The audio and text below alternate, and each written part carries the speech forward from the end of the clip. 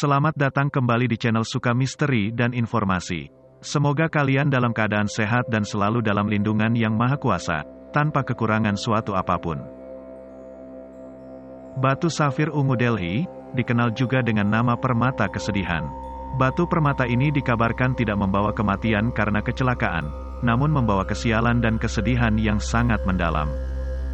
Menurut beberapa sumber, batu ini bukanlah batu safir ungu seperti yang disebutkan. Batu ini adalah sebuah batu kecubung, namun masyarakat India mengenal batu ini sebagai batu safir ungu.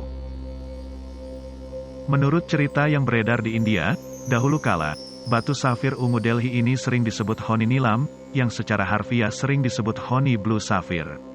Bentuk safir ini memiliki bintik berbentuk garis merah jambu tua, atau merah.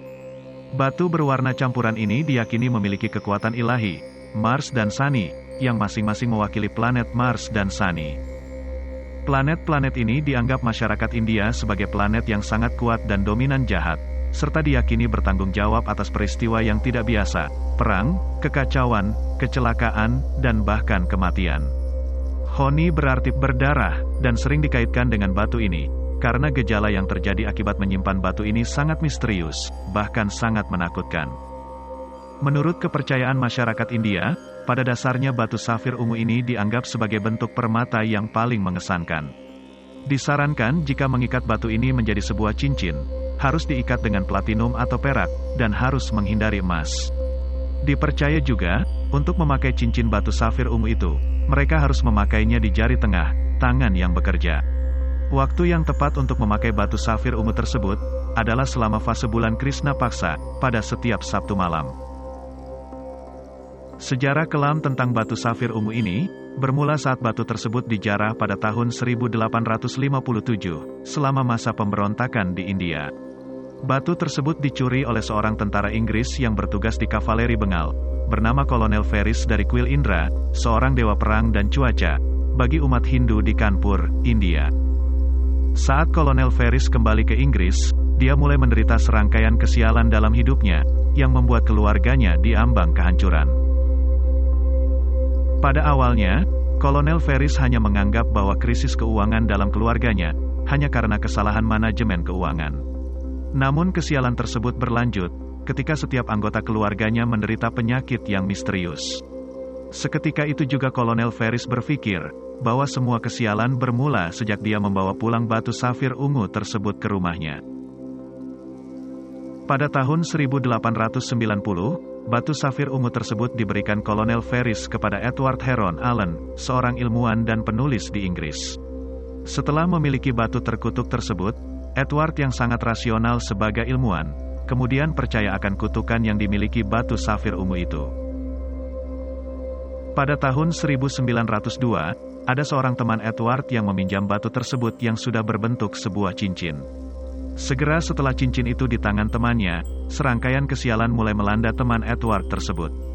Dia segera mengembalikan batu safir ungu tersebut, karena sudah mengalami kemalangan saat memegang batu safir ungu itu. Kehidupan Edward Heron Allen kembali mengalami kemalangan lagi.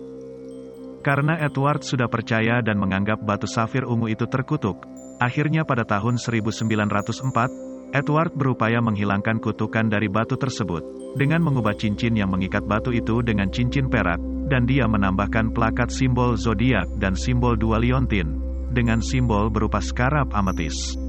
Hal ini diungkapkan oleh seorang filsuf okulitis Inggris abad ke-17, bernama John Hayden the Astrologer. Semua upaya untuk menghilangkan kutukan dari batu safir tersebut, tidak membuahkan hasil.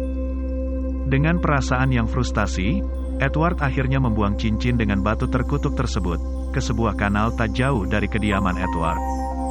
Edward sudah yakin akan hilangnya kesialan dalam hidupnya, namun batu safir terkutuk itu mulai menunjukkan kutukannya yang lain. Beberapa bulan setelah Edward membuang cincin yang sudah terikat dengan batu terkutuk tersebut, ada pekerjaan pengerukan kanal oleh pemerintah setempat. Sial bagi Edward, karena cincin tersebut ditemukan lagi, dan setelah cincin itu dibawa ke sebuah toko perhiasan, tukang perhiasan toko tersebut mengetahui bahwa cincin yang sudah terikat dengan batu terkutuk itu adalah milik Edward, karena tukang tersebutlah yang mengikat batu safir ungu itu menjadi cincin yang baru ditemukan. Tanpa berpikir panjang, tukang perhiasan tersebut langsung mengembalikan cincin yang terikat dengan batu terkutuk tersebut kepada Edward. Kesialan pun kembali berdatangan dalam hidup Edward. Tak lama setelah kejadian tersebut, seorang teman Edward yang berprofesi sebagai musisi profesional, ingin meminjam perhiasan kepada Edward. Kali ini Edward bahkan bukan hanya meminjamkan cincin tersebut kepada temannya itu, namun Edward sendiri langsung memberikan cincin tersebut secara cuma-cuma, dengan harapan kesialan bisa berpindah kepada temannya. Temannya yang jadi seorang penyanyi profesional itu, tidak pernah lagi mendapat pekerjaan untuk menyanyi, setelah memakai cincin yang terikat dengan batu safir ungu terkutuk tersebut. Setelah beberapa minggu berlalu, penyanyi tersebut merasa sangat menderita akibat memakai cincin dengan batu safir ungu terkutuk itu. Akhirnya penyanyi itu mengembalikan cincin dengan batu safir ungu terkutuk tersebut kepada Edward. Kesialan pun dialami kembali oleh Edward. Karena sudah merasa sangat jengkel akan kesialan yang dialaminya, semenjak menyimpan permata terkutuk tersebut, akhirnya Edward memasukkan batu safir ungu terkutuk itu ke dalam 7 buah kotak dengan ukuran yang berbeda, dan disatukan menjadi sebuah kotak. Di sekeliling kotak tersebut diberikan jimat keberuntungan, yang Edward dapatkan dari seorang ahli spiritual. Setelah permata terkutuk itu dikemas, Edward lalu membawanya ke bank dan menyimpannya di brankas. Edward juga memberikan wasiat kepada pihak bank, bahwa kotak tersebut tidak boleh dibuka sampai kapanpun, walaupun dia meninggal dunia nanti. Edward mengatakan bahwa batu safir ungu itu adalah permata terkutuk, dan memberikan banyak kesialan kepada semua orang yang pernah memilikinya. Pada tahun 1944, Edward pun meninggal dunia. Putri dari Edward saat itu juga langsung mengambil kotak tersebut, walaupun pihak bank bersikeras tidak memberikannya karena sudah menjadi wasiat dari Edward. Setelah putri Edward menjelaskan kepada pihak bank, bahwa dia akan mengirimkan kotak yang berisi permata terkutuk tersebut ke Museum Natural History London, akhirnya pihak bank sepakat untuk memberikan kotak yang berisi batu safir terkutuk tersebut kepada putri Edward. Untuk menghormati wasiat ayahnya, putri Edward kembali menyampaikan kepada pihak museum, bahwa kotak tersebut jangan pernah dibuka sampai kapanpun, karena jika kotak yang berisi batu safir terkutuk itu dibuka, maka kesialan akan menyelimuti hidup orang yang memilikinya. Kotak tersebut akhirnya disimpan pihak museum di sebuah laci yang jauh dari jangkauan orang-orang, tanpa dipajang di museum. Pada tahun 1972, ada seorang kurator Inggris bernama Peter Tandy, yang menemukan kotak tersebut, dan sebuah surat yang menjelaskan tentang kisah-kisah yang terjadi, setelah memiliki batu safir terkutuk itu. Semenjak ditemukan lagi oleh Tandy, kotak yang berisi batu safir ungu terkutuk tersebut, akhirnya dipajang secara permanen sebagai bahan koleksi vault, di Museum Natural History London. Sampai saat ini, batu safir ungu terkutuk itu tetap dipajang di sebuah lemari Museum Natural History London, dengan hiasan simbol-simbol aneh dan disegel di dalam kotak berselubung kertas-kertas mantra. Di depan kaca lemari, terpasang juga peringatan yang berbunyi, "Barang siapa yang hendak membuka kotak ini, bacalah peringatan ini terlebih dahulu, dan kemudian lakukan apa yang kamu mau dengan permata ini. Saranku adalah, segera lemparkan permata ini ke dalam laut." Percaya atau tidak, sampai saat ini belum ada yang berani untuk membuka bahkan menyimpan batu safir ungu Delhi terkutuk itu.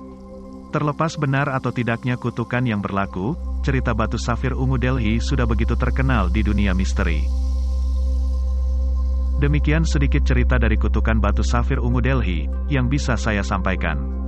Lebih dan kurang saya mohon maaf. Jika suka dengan video ini, mohon klik subscribe, like dan share kepada teman-teman kalian, agar channel ini bisa lebih berkembang. Tak lupa pula, kami minta komentarnya agar ke depan, kami bisa membagikan cerita yang lebih baik lagi.